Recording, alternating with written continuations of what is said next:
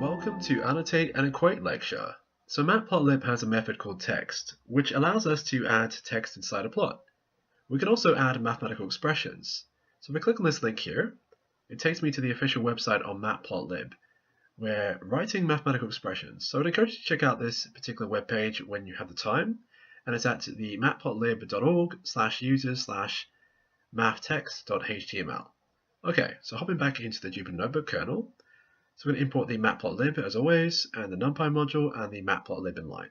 Alright, so first off, I'm going to have plt.figure with fig size equal to 6x4. You can make it larger if you like. Then plt.title, and make sure you put the R in, otherwise you'll get a parse error.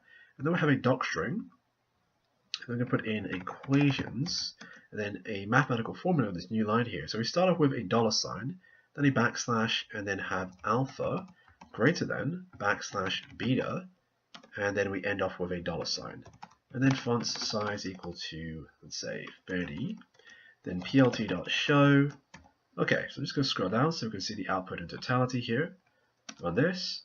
And you can see that we have equations with an empty plot and the proper representation of the mathematical formula alpha greater than beta. Okay, so let's say I want to add in some equations here within the plot or outside the plot besides the actual title.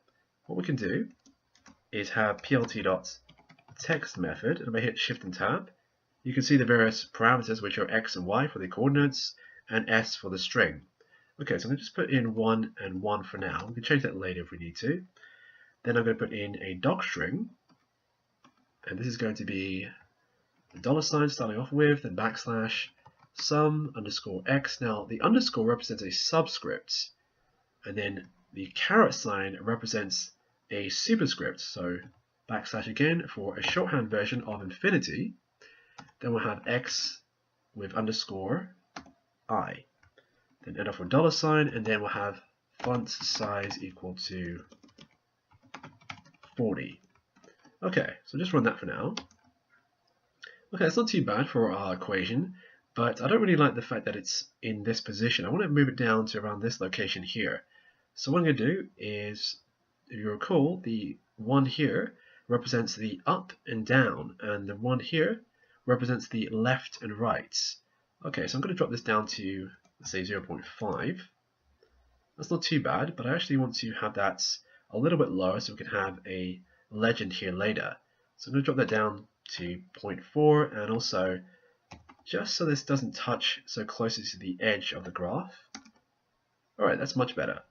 So as you could probably imagine, using the mathematical formulas here, we can use formatting where we can alter the output. So instead of it being alpha greater than beta, it could be maybe sometimes alpha less than beta. So what I'm going to do is create some data first. So I'm going to have some arrays. So np.random.rand int, and we'll have 1, 50, and just 10. So 10 values in both of these arrays here. Then alpha equals and beta equals, and then I'm going to have sum underscore x equals, and this will be sum alpha with semicolon, so we keep it on the same line. Then sum underscore y equals sum beta, and then I'm going to do some control flow here. So if sum underscore x greater than sum underscore y, we'll have val equal to a string of greater than, else val equals less than string. And then what I do is, of course, just grab this title here, cut, and I'm going to paste it, let's say, just below the text method. Okay, and then I'm going to have the val, so I'm going to change this. I'm going to put in formatting. So dot format val. Okay, so bear something in mind here. When you're using the R, and you can't actually use the Python 3.6 version of formatting, so I can't change this to an F and get rid of this here and have val here. It's actually going to cause an error, so that's why I'm having the formatting, the old version of formatting. Okay, so what we can do here is actually some of the Python 3.6 version of formatting here. So what I'm going to have is the equal sign. So equals, and we'll have num. And we'll define num as num equal to sum underscore x, or num equal to sum underscore y. And that should be good to go. So we're going to run this a few times and see what we get. Okay, so we have alpha greater than beta with 298. And eventually we should have alpha less than, and we do here. Okay, so alpha less than beta. Now let's just do a few more things. So let's get rid of the x's here. It doesn't really make much sense. So let's say if we have alpha less than beta, we'll have beta here. And if alpha is greater than beta, we'll have alpha here instead of these x's. So what we're going to do is just remove these x's here and have let for letter, and also here as well. Let's. And what I need to do is have a backslash and also another backslash here. And of course I need to define what let is. So let equals beta and let equals alpha. And of course I'm going to put a legend in and some of this here filled in. So at the moment of course it's completely empty. So I will have, let's say plt.plot alpha lw equals, let's say 5, that's for line width, semicolon to keep on the same line because it's getting a little bit tight here, and plt.plot, and I have equals beta with lw for line width 5, and then plt.x label. So I'm going to use a legend, we actually have to have a label of course, then plt.y label, then y, and then I'll have here the plt.legend. This is going to be alpha, beta, and I'll do font size equal to 25, and I'll do lock equal to 1.1 and 0.3 for now. Hopefully that should be okay. So I'm just going to make a little bit of space so you can see it clearly. Alright, so hopefully that should be good to go. I don't think there's anything else I need to add here. Okay. So I think that's fine. Alright, so I'm going to give this a run. Hopefully this is going to alter whereby we have either beta here or alpha here. Alright, so we'll have a legend here as well. So just run this, and also this should be filled with some lines. Alright, so we need to move the mathematical equation here. It's definitely not in the best position. So I'm going to just go to where we have it. So here at the moment it is the 1.1 and 0.4. So basically it's been shoved aside by the legend here. So what I can do maybe is move the legend up a little bit. So I'll have, let's say, 8. Okay, so let's move there. I'm going to move this. So this is going to be left and right, up and down. Let's put this as 7. Okay, that's actually really insignificant there. So 4. Okay, so slowly moving. Okay, that's a lot better. But I'm just going to raise this up to, let's do 1, see what happens. So I have to make these numbers a lot larger for some reason. Let's do 8. Okay, so I'm slowly getting there. Alright, so you can see that alpha is greater than beta. We have alpha and alpha here, 298.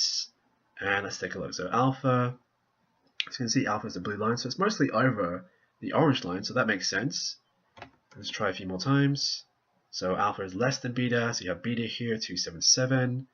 And yeah, that looks like alpha is definitely less than beta here. The orange line is mostly over it. Okay, so moving on to the next example. And that is, let's say we want to annotate. And I'll show you what I mean by that in a moment. So we'll have, again, plt.figure.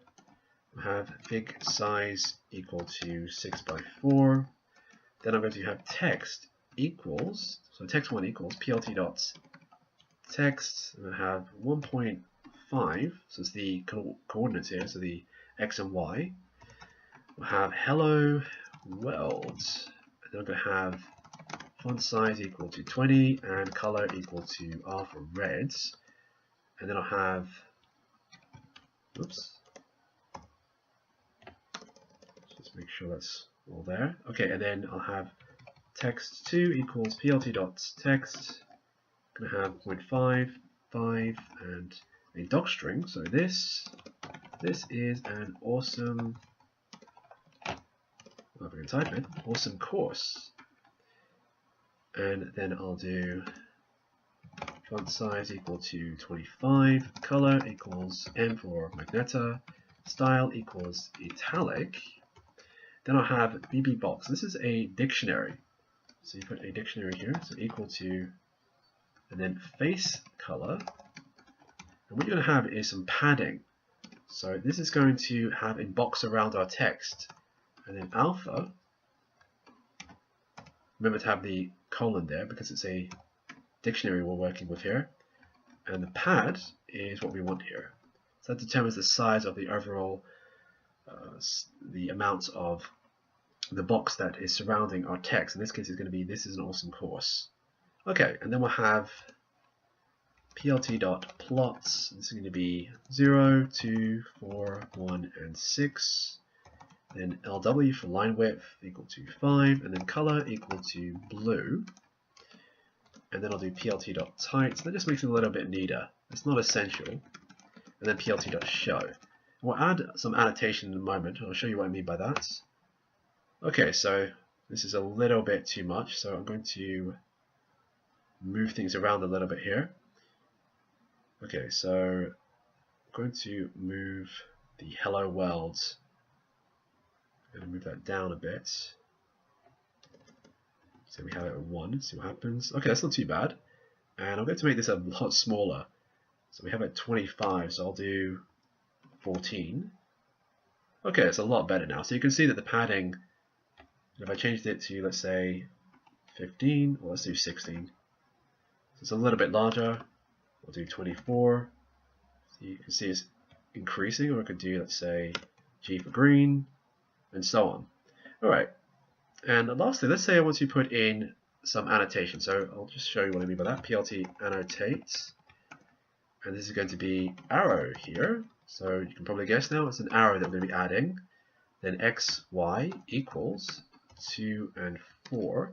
So this is where it's going towards. This is where the arrow is going to be pointing. So it might be pointing here, or here, or here. And then it has an origin point. That's going to be x, y text equals 3 and 4.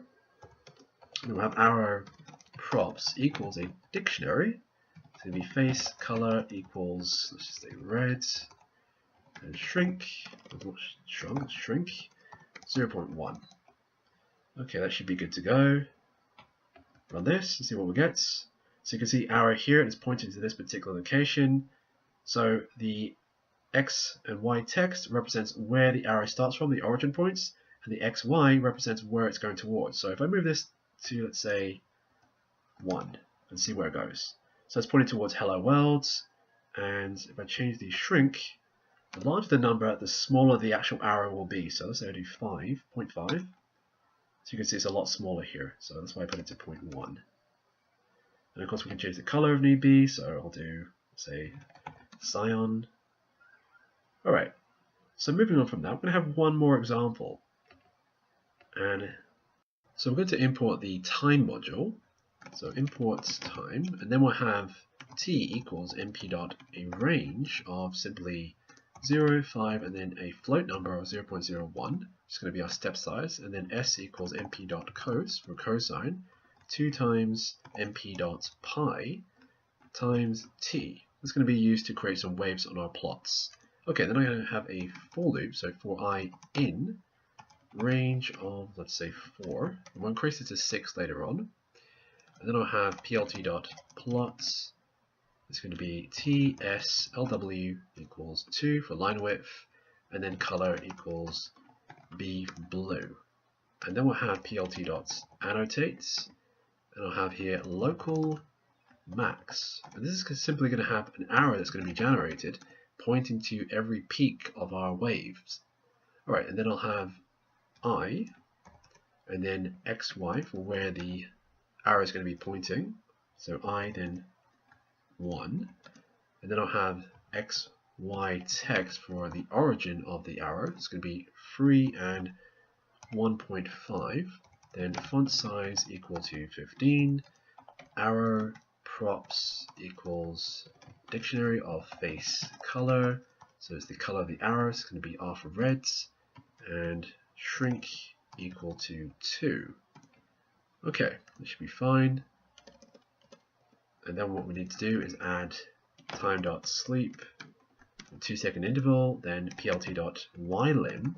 And this is going to allow us to adjust the position of the wave on the plots if we need to. Then show. That should be good to go. Alright, so I'm just going to run this and just scroll down a little bit so we can see the output of these 4 graphs. Okay, so you've got local max on the first peak, and the second peak, the third peak, and lastly the fourth peak here. So note that we have a total of 1, 2, 3, 4, 5, 6 peaks here. But we also have 1, 2, 3, 4, 5 troughs. So what we can do is have another arrow pointing to the troughs of this wave. And that means that because we have 6 peaks, instead of doing a for loop of 4, we can do a for loop of 6. So we'll have a total of 6 graphs instead of 4. Alright, so I'm just going to hide this. And what I'm going to do is just change this to range of 6, and then I'm simply going to copy and paste this code here to save time. So Control and C, and then Control and V to paste. And just move this in the proper position so we've got no issue of indentation. And of course, naturally change this to a local min. And then what we need to do here is have a -1. And also, we need to have